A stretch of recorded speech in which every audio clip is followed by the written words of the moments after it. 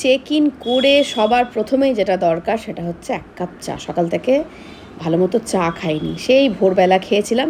তো চাটা দিচ্ছে বাবি, চা নিয়ে সোজা চলে এলাম ব্যালকনিতে। এত সুন্দর ভিউ ছেড়ে ঘরে বসে কি কেউ চা খায়? এই ভিউ এনজয় করতে করতে আমরা সবাই মিলে চা খেলাম। চাটাও ভীষণ ভালো ছিল। ফ্রেশ হয়ে এবার জলখাবার খাওয়ার পালা। পেটে ছুঁচোয় ডন মারছে। সে রাত্রিবেলা খেয়ে দিয়ে বেরিয়েছি, রাস্তায় খাওয়া বলতে তো শুধু চা আর 2 প্যাকেট চিপস। প্রচণ্ড খিদে পেয়ে গেছে সববার। চললাম ডাইনিংয়ের দিকে। ব্রেকফাস্টে ছিল আনলিমিটেড বুফে। কী কী ছিল এবার ঝটপট দেখাই। প্রথমেই ছিল পরোটা, তারপর চানা মশলা, সুজির হালুয়া, ডিম সেদ্ধ, ফলের মধ্যে ছিল তরমুজ, আর ব্রেড, বাটার, জ্যাম, চা, কফি, জুস যেগুলো থাকে আর কি। আর এটার দাম ছিল 180 টাকা, মানে আনলিমিটেড বুফেটা বুক করতে গেলে 180 টাকা পার পারসন। তা আমাদের বুক করতে হয়েছিল কারণ সবারটা কমপ্লিমেন্টারি পাওয়া যায়নি। আর যে যার পছন্দ মতো খাবার দাবার নিয়ে খাওয়া দাওয়া সেরে চলে এলাম একটু বাগানের দিকে। এখানে খানিকক্ষণ টাইম স্পেন্ড করে এবার আমরা চললাম একটু বাজারের দিকে, কারণ সৌভিকের একটা চটি কিনতে হতো। চটি আনতে ভুলে গেছি আমি। চটিটা কিনে নিয়ে যাওয়ার সময় অটোয় গিয়েছিলাম, আসার সময় একটা টোটো পেয়ে গেলাম।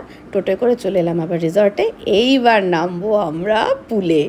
প্রথমে সমুদ্রে স্নান করব, তারপরে উঠে এসে স্নান করে, মানে উঠে এসে একটা স্নান করার জায়গা আছে, ওখানে স্নান করে তারপর পুলে নামবো, এটাই ঠিক ছিল। কিন্তু দেখতেই পাচ্ছ সমুদ্রে নামাই যাবে না, প্রত্যেকটা রিসর্টের গেট লক করা আছে এখন। মানে রিসর্ট থেকে সমুদ্রে নামা পুরোপুরিভাবে বারণ। পুরো রিস্ক না, ভরা জোয়ার, সমুদ্রের উত্তাল রূপটা শুধু একবার দেখো। যাই হোক, আমরা তাহলে পুলে নামাই ঠিক করলাম। আর আমরাও এলাম। রেন ডান্সটা শুরু হলো সবে মাত্র, এতক্ষণ রেন ডান্স শুরু হয়নি। পুলে কিন্তু সে 8টা থেকেই লোক আছে। ভীষণ এনজয় করলাম রেন ডান্স। বাবি পুলে নামতে একটু ভয় পাচ্ছিল, কিন্তু বাবা সাহস করে যেই নামালো, তারপরে আর মেয়েকে পায় কে, তারপর আর ওঠারই নাম নেই। পুল আর রেন ডান্স মিলিয়ে আমরা সবাই ভীষণ আনন্দ করলাম। মোটামুটি ঘন্টা 2 পরে যখন উঠলাম তখন দেখলাম জল খানিকটা পিছিয়েছে, কিন্তু তখনও সমস্ত রিসর্টের গেট লক, কোনো জনমানব নেই। দেখতেই পাচ্ছ পুরো একদম সমুদ্র সৈকত ফাঁকা। আবারও কিছুক্ষণ রেন ডান্স আর পুলের মজা নিয়ে এবার আমরা চললাম রুমের দিকে। তারপরে ফ্রেশ হয়েই দেখছি বাবি আর বাবির বাবা দুজনেই ঘুমিয়ে পড়েছে, এত টায়ার্ড হয়ে গেছে।